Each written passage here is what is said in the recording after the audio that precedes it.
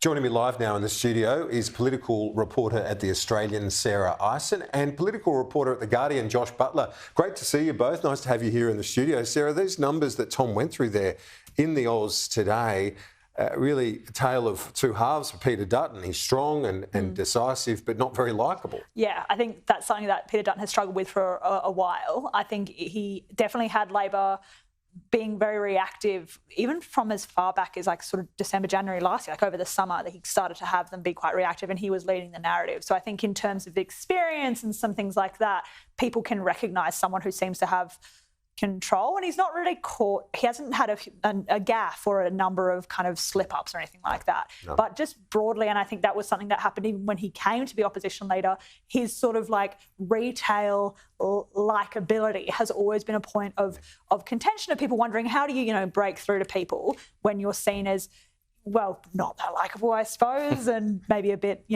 extreme. Or when he was in the Defence Ministry, he said a lot of different things, and I think almost as a person, he just looks a bit different. So it is a tough one. I don't know how you just turn that around. People have always just thought those things about Dutton. That's true. It's interesting to see him above Albanese on being more experienced, though. That was, as Tom mentioned, that's unusual. Normally the Prime Minister would be seen more in those terms. Both men have been in this place for 2 decades, respectively. Yeah, it might be that sort of recency bias thing. I think, obviously the coalition was in government for, a decade before this. Maybe people don't remember that Anthony Albanese was a, senior, minister in the last government, the last Labor government.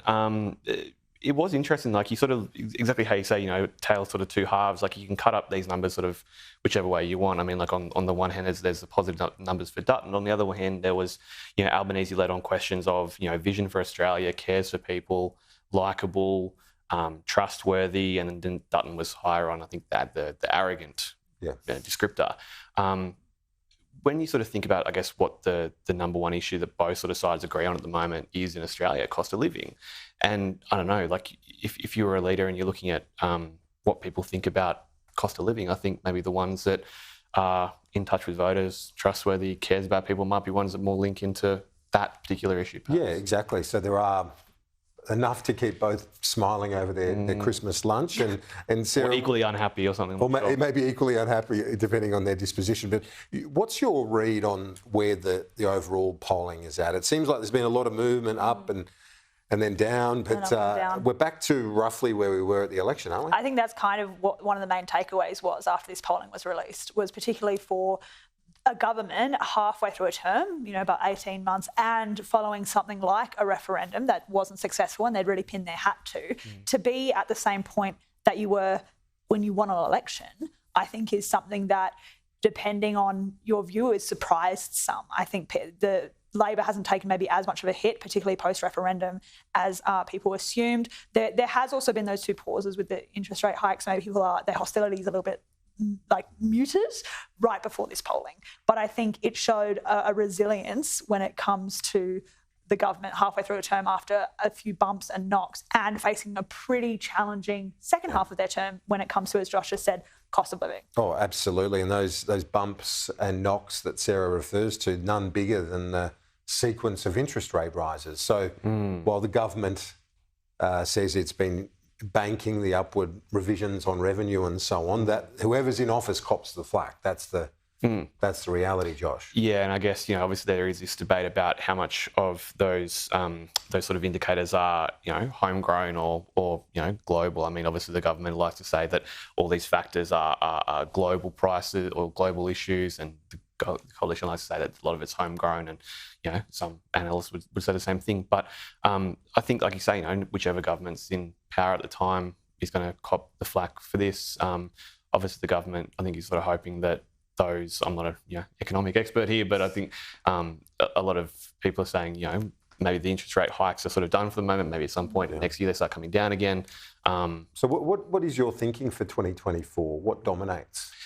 I think we can't go away from cost of living. I think there are even enough people in the Labor caucus room that are saying the government has to go further on this. I mean, obviously the government has this sort of list of things when they're asked, what are you going to do about cost of living? The answers, the talking point answer sort of now is we've already done this. We've done cheaper childcare. We've done fee-free TAFE. We've done, cheaper medicines, all these sort of things. I think there will be that pressure on the government to do more and maybe to come out of the gate strongly at the start of next year with something in that sort of ballpark.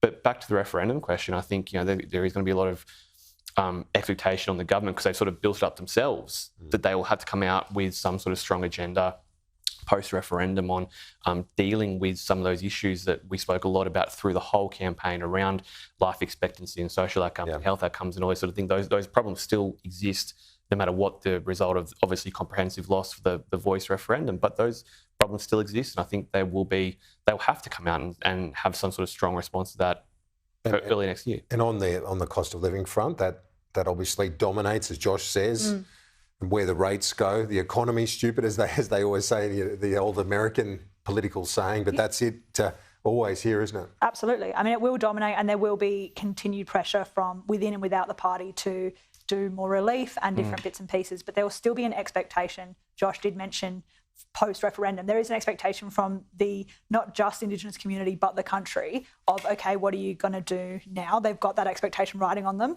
Linda Burney has already said that they're going to have a bit of a plan forward within the first few weeks of next year. So that seems like something they're going to come out of the gate really strongly with.